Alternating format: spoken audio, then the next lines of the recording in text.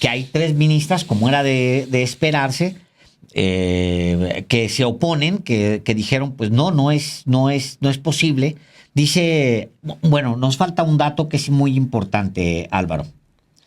El día de hoy, la ministra Yasmín Esquivel Moza presenta ante la Suprema Corte, al Pleno de la segunda sala de la Suprema Corte, presenta el proyecto de resolución del recurso de revisión de Electra referente a uno de los 3, ¿no? De los 3 casos que Norma Piña tiene congelados desde hace meses. Dice que son desde hace 50 días estuvieron retenidos en la presidencia de Norma Piña, y la ministra Yasmín Esquivel, presenta la resolución de este adeudo fiscal. Es el de 1,431,466,000 pesos de Electra, la empresa de Salinas Pliego. Ricardo Salinas Pliego debe 63,000 millones de pesos. Y obviamente está litigando ante el Poder Judicial no pagarlos. Bueno, lo que está en curso, y eso es un dato muy, muy importante, muy importante, que aquí le informamos la semana antepasada que pues Norma Piña nomás no asignaba a ningún ministro la resolución de 2 casos particulares que Salinas Pliego promovió ante la Corte. Uno que se le turnó a la ministra Yasmín Esquivel Moza, que era por la cantidad que tú señalaste, Alejandro, 1,431 millones de pesos, más recargos, más. Pero esta es la cantidad que no quiere pagar Salinas Pliego y por tanto recurre a la Corte. Bueno, hoy lo presenta. Otro más chiquito, Álvaro, que es importante porque claro, a quién se los da, ¿no?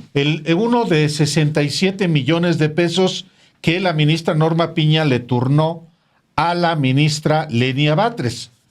Pero hay uno, un grandote, que se lo turnó la ministra Piña, fíjese nada más, a un amigo de Ricardo Salinas Pliego, al ministro Alberto Pérez Dayán, quien debe resolver si paga o no paga Ricardo Salinas Pliego 33,476,349 pesos. El dato que hoy informa la propia ministra Esquivel Moza es que ya resolvió. Es correcto, es que es importante que usted lo sepa. ¿Sí? Le dice, lo que le dice el pleno de la segunda sala le dice, oiga, ya tengo aquí el caso, aquí está ya listo el caso de Salinas, ya tomé una determinación. Aquí está. Aquí está, lo pongo a su consideración. ¿Qué responde Piña? Paro. Hay paro. Es previsible, Álvaro, tampoco es un misterio, pues, es previsible que la ministra Yasmín Esquivel Moza determine que simplemente se regresa ese caso. ¿Qué es lo que tienen que decidir? No tienen que decir mucho.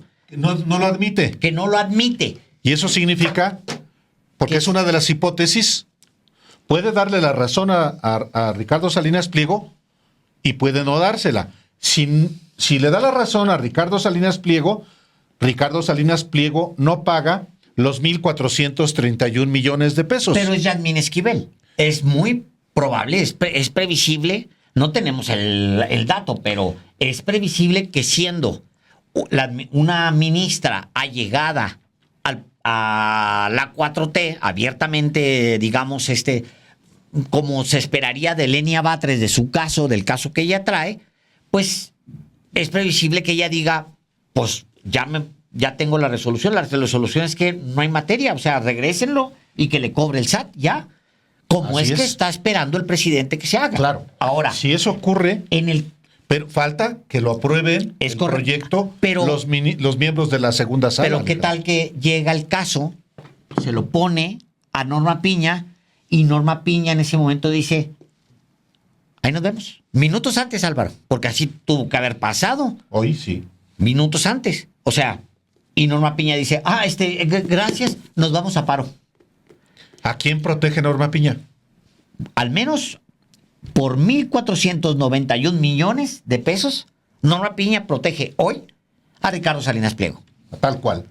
Y ya veremos si el ministro Alberto Pérez Dayán se le rinde a Ricardo Salinas Pliego después de que se trata de un mismo asunto que la propia Corte el año pasado resolvió que no hay ningún asunto de constitucionalidad, 1, y 2, que no es un asunto tan relevante para que lo examine la Corte, porque ya el un tribunal colegiado, ya resolvió que Salinas Pliego tiene que pagar esos créditos fiscales, tanto el que le corresponde ahora a la ministra Yasmín Esquivel, como el que tiene también Lenia Batres y el que tiene el ministro Pérez Dayán por 33,306 millones de pesos. Entonces, por lo menos el día de hoy, el paro promovido por la ministra Piña, el paro de la Suprema Corte, pues implica una protección a Ricardo Salinas Pliego. Pues sí. Ahí está, ese es el único caso. Tiene usted todo el panorama. Ahora mismo que se está desarrollando, ¿qué es lo que hay? En San Lázaro hay un bloqueo de trabajadores del Poder Judicial de la Federación. Los diputados, por lo tanto, se fueron a una sede alterna y están en eso. Por el otro lado, ya decidió la Suprema Corte, ya se dio Norma Piña, que la Suprema Corte se suma al paro y ya está la Suprema Corte incorporada. Ahora, lo de hoy, Álvaro, es apenas una parte de lo que Norma Piña viene haciendo de tiempo atrás para oponerse tanto a la reforma como y también meterle el diente al Tribunal Electoral. Claro, pero bueno, la propia determinación del paro es ilegal, de acuerdo con lo que dijeron tres ministras. Sí. O sea, el paro se vota por 8 ministros de la Corte. Pues son los ministros del PRIAN. Sí, sí. Pero hay 3 ministras que dicen no. La ministra Yasmín Esquivel Moza, la ministra Lenia Batres Guadarrama y la ministra Loreta Ortiz Alf, quien dijo que esta decisión de la Corte no es legal, dijeron estar en contra, y explicaron que negarse a cumplir con su labor constitucional podría provocar su destitución. Así es. Del cargo. Textualmente dice, en la sesión privada del día de hoy, el Pleno de la Suprema Corte acordó, por 8 votos contra 3, suspender sus funciones para sumarse al paro acordado por el Colegio de Secretarios y Secretarias de la Suprema Corte de Justicia de la Nación, AC, y el Colegio de Jóvenes Estudiantes de Derecho y Nuevos Profesionistas de la Suprema Corte de Justicia de la Nación, AC. Añade este comunicado suscrito por las 3 ministras. Las suscritas nos manifestamos de manera categórica en contra de la suspensión de labores.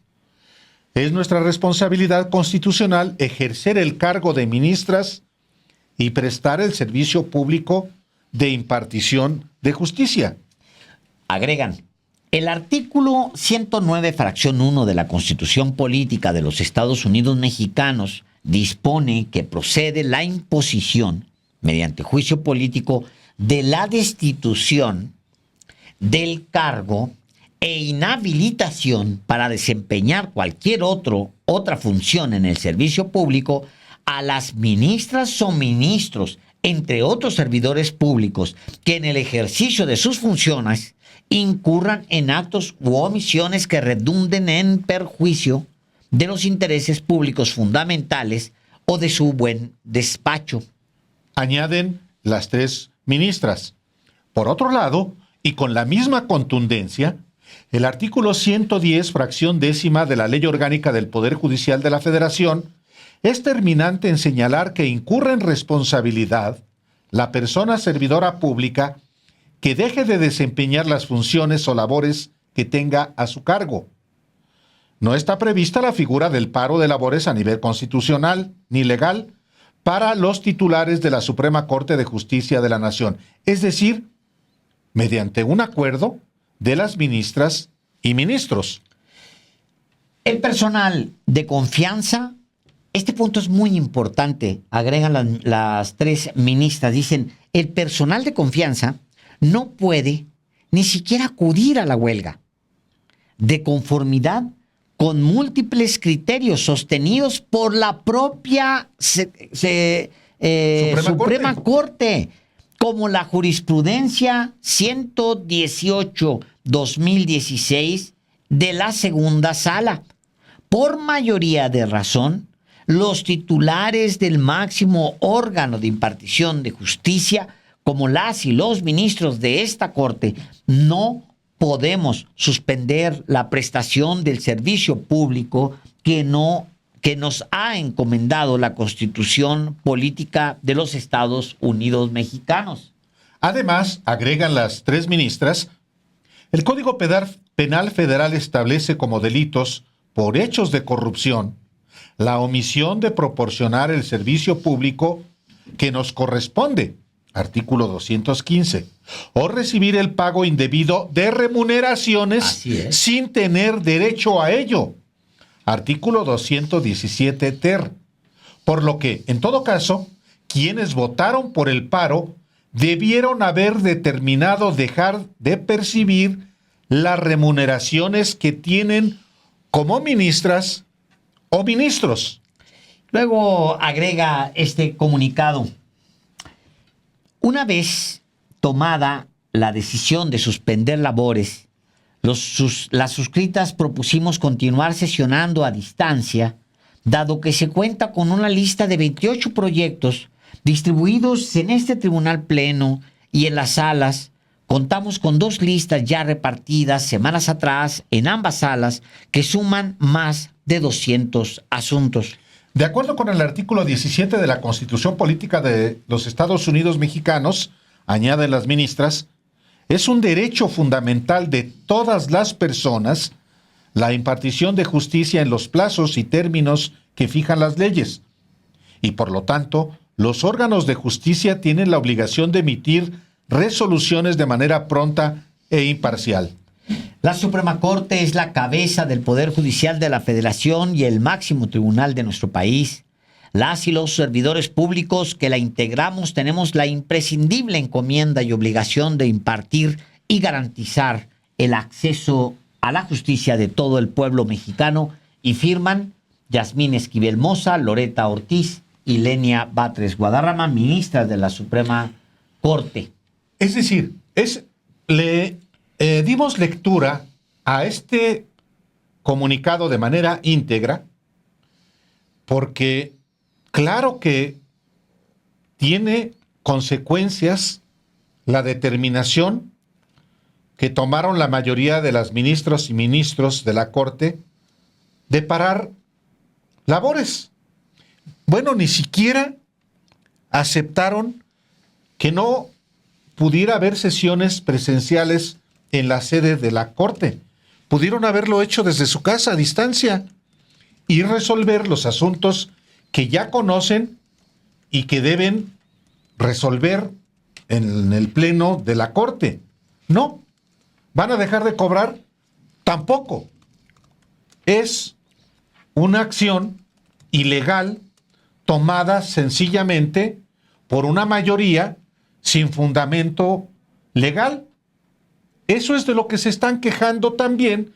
Es que la dictadura de las mayorías.